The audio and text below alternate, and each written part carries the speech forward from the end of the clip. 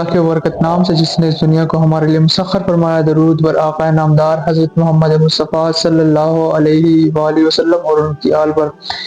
کل ہم نے مختصر ویڈیو بنائی تھی معرفت حاصل کرنے کے طریقے۔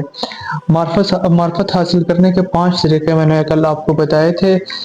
تزکیہ نفس، مراقبہ اور ذکر، مجاہدہ، صحبت صالحین اور استغراق فی اللہ، یہ معرفت حاصل کرنے کے طریقے تھے۔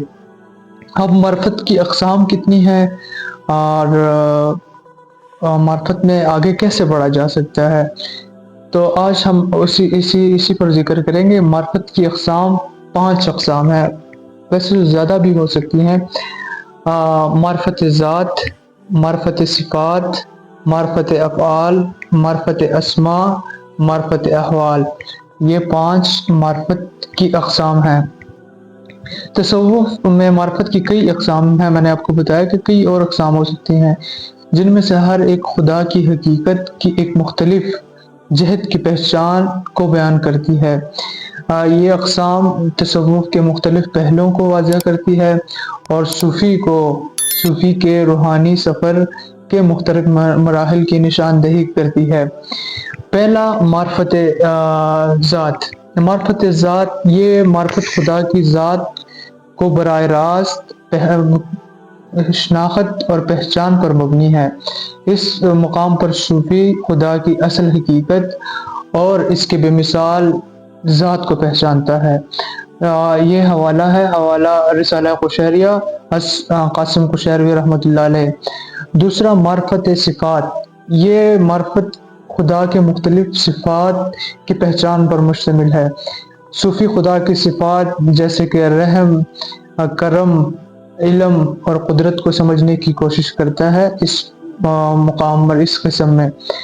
اور پھر تیسرا نمبر ہے معرفت افعال۔ معرفت افعال، یہ معرفت خدا کے افعال اور کائنات میں اس کے اعمال کی شناخت پر مشتمل ہے۔ صوفی خدا کے کاموں میں اس کی حکمت اور مقصد کو پہچاننے کی کوشش کرتا ہے۔ اور چوتھا نمبر ہے، اور یہ حوالہ فتوحات المکیہ از ابن عربی رحمۃ اللہ علیہ۔ معرفت اسماء، چوتھا نمبر۔ معرفت اسماء، یہ معرفت خدا کے اسماء حسنہ کی پہچان پر مبنی ہے۔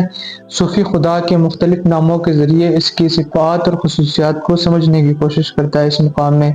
یہ حوالہ ہے المذہب التصوف از کلابازی رحمۃ اللہ علیہ۔ اور پھر آخر میں 5واں نمبر ہے معرفت احوال۔ یہ معرفت صوفی کے اپنے اندرونی روحانی حالتوں کو پہچان پر مشتمل ہوتی ہے، اپنے اندر کے روحانی حالتوں کو پہچاننے پر مشتمل ہے۔ یہ معرفت صوفی کے روحانی سفر میں مختلف مراحل کی نشاندہی کرتی ہے، جیسے کہ تزکیہ نفس، طہارت قلب، عشق الہی۔ یہ حوالہ ہے کشف المحجوب سے از علی بن عثمان المعروف داتا علی حجویری لاہوری رحمۃ اللہ علیہ۔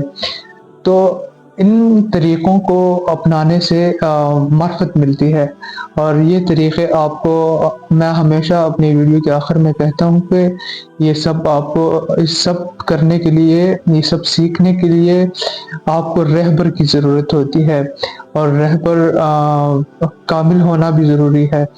تو اس خوبصورت بات کے ساتھ ویڈیو کا اختتام کریں گے۔